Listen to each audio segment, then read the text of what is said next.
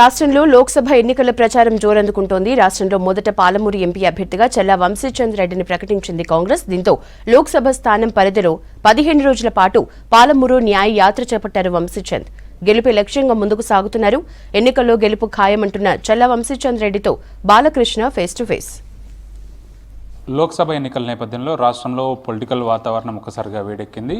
మరోపక్క కాంగ్రెస్ పార్టీ నుంచి పాలమూరు పార్లమెంటు పరిధిలో న్యాయయాత్ర పేరుతోటి పాలమూరు న్యాయయాత్రకు చల్లా వంశీచంద్ రెడ్డి శ్రీకారం చుట్టారు.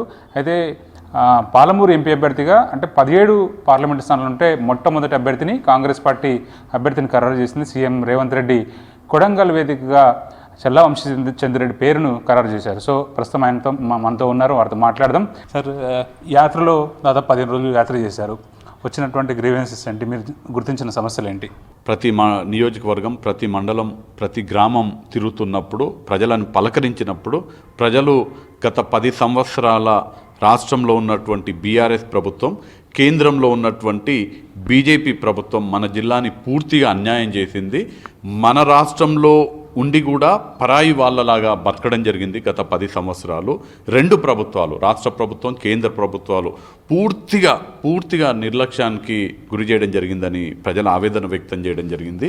ఏ మడికి నీరు వస్తున్నా అవి గతంలో కాంగ్రెస్ ప్రభుత్వం ఉన్నప్పుడు, రాజశేఖర్ రెడ్డి గారు ముఖ్యమంత్రిగా ఉన్నప్పుడు ప్రారంభించిన జలయజ్ఞంలో భాగంగా కట్టినటువంటి కల్వకుర్తి, నెట్టెంపాడు, భీమా, కోయిల్ సాగర్, జూరాల ఈ ప్రాజెక్టు నుంచి వస్తున్నటువంటి నీళ్ళే ఇవాళ ఉమ్మడి పాలమూరు జిల్లాలో పారుతున్నాయి. మీరు చూసినప్పుడు, మీరు విజిట్ చేసినప్పుడు ఫిజికల్గా ఏం కనిపించింది? వర్క్ ప్రోగ్రెస్ విషయంలో కానీ మిగతా విషయం? ముఖ్యమంత్రి గారు గత 10 సంవత్సరాలు అబద్ధాలు చెప్పి తెలంగాణ ప్రజలను మోసం చేసిండ్రు. అదే అబద్ధాలను మళ్ళీ చెప్పి మళ్ళీ మోసం చేసే ప్రయత్నంలో భాగంగానే నల్లగొండల పాలమూరు రంగారెడ్డి ఎత్తిపోతల ప్రాజెక్టు 80% పనులు పూర్తయినాయని అబద్ధపు మాటలు చెప్పడం జరిగింది. వాస్తవానికి పనులు పూర్తయింది 80% కాదు, వాళ్ళు నిధులు మింగింది 80% నిధులు మింగినరు. ఇప్పటికీ పాలమూరు రంగారెడ్డి ఎత్తిపోతల పథకం ప్రాజెక్టులో 28,026 కోట్ల రూపాయలు వాళ్ళు కాంట్రాక్టర్లకు ఇచ్చిండ్రు. అంటే ఈ యొక్క అంచనాలలో 80% నిధులు ఖర్చు పెట్టిండ్రు, కానీ పనులు కనీసం 30-40% కూడా పూర్తి కాలేదని అక్కడ ఉన్నటువంటి ప్రజలు చెప్తున్నారు. ఈ 7 నియోజకవర్గాలలో ఎక్కడికి రమ్మంటే అక్కడికి నేను వస్తా, ఎప్పుడు రమ్మంటే అప్పుడు వస్తా. ఏ ఒక్క ఎకరానికి, ఏ ఒక్క మడికి కృష్ణానది జలాలు పాలమూరు రంగారెడ్డి ఎత్తిపోతల పథకం ద్వారా తీసుకొచ్చి మడులు జరిపినామంటే నా ముక్కు నేలకు రాస్తా అని బీఆర్ఎస్ పార్టీ నాయకులకి వాళ్ళు సవాల్ చేస్తున్నారు. 7 అసెంబ్లీ సెగ్మెంట్లు సంబంధించి ఎట్లాంటి ప్లాన్ చేయబోతున్నారు? మనకు రావాల్సినటువంటి హక్కుని సాధించడంలో కేసీఆర్ బీఆర్ఎస్ ప్రభుత్వం పూర్తిగా విఫలమైంది.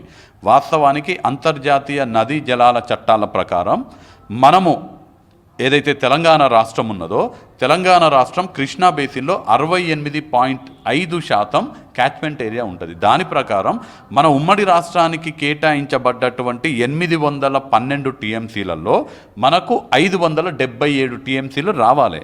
కానీ దుర్మార్గుడైనటువంటి, అసమర్థుడైనటువంటి ముఖ్యమంత్రి, ఆనాటి ముఖ్యమంత్రి కేసీఆర్ కేవలం 299 టీఎంసీల కేటాయింపులకి సంతకం పెట్టి ఒప్పుకొని మన ప్రాంతానికి తీవ్రమైనటువంటి అన్యాయం చేశారు. మనకేమో పాలమూరుని సస్యశ్యామలం చేస్తానే మాట మనకిచ్చిండు, రాయలసీమని రత్నాలసీమ చేస్తానే మాట రోజాకిచ్చిండు.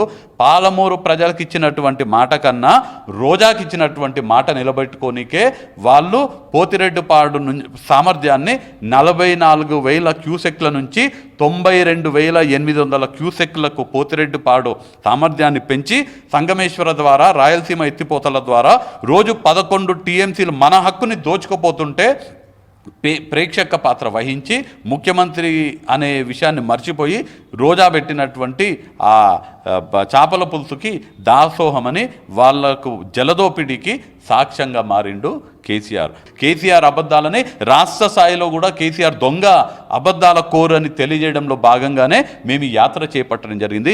ఇప్పటి కూడా చెప్తున్నా, కేసీఆర్కి నిజంగా ఆయన చెప్పినటువంటి మాటలపైన, మేము పాలమూరుని సస్యశ్యామలం చేస్తామని చెప్పినటువంటి కేసీఆర్ మాటలపైన ఆయనకు నమ్మకం ఉంటే రావాలి, మహబూబ్ నగర్ ఎంపీగా పోటీ చేయాలి, దీన్నే రిఫరెండంగా తీసుకుని, ఇక వేరేది ఏం అవసరం లేదు. మీరేం మాట్లాడొద్దు, నేనేం మాట్లాడదు. మాట్లాడ, నేను నోరు మూసుకొని కూర్చుంటా. ఎన్నికల్లో పోటీ చేయి, నువ్వు గెలిస్తే ముక్కు నేలకు రాస్తా, సరే ఇక నువ్వే సస్యశ్యామలం చేసినావు, పాలమూరుకి నువ్వే దేవుడు అని పెద్ద విగ్రహం పెడతాం ఇక్కడ. సో మొత్తానికి ఇది పాలమూరు అభివృద్ధి, పాలమూరు సస్యశ్యామలం చేసిన అంశమే ఒక రెఫరెండంగా తీసుకొని ఎన్నికల్లో కంటెస్ట్ చేయాలని బీఆర్ఎస్ అభ్యర్థిగా, ఎంపీ అభ్యర్థిగా కేసీఆర్ పోటీ చేయాలని చెప్పి వంశీచంద్ర రెడ్డి ఆహ్వానిస్తున్నారు. కెమెరా పర్సన్ శ్రీనివాస్ కలిసి బాలకృష్ణ, V6 న్యూస్, మహబూబ్నగర్.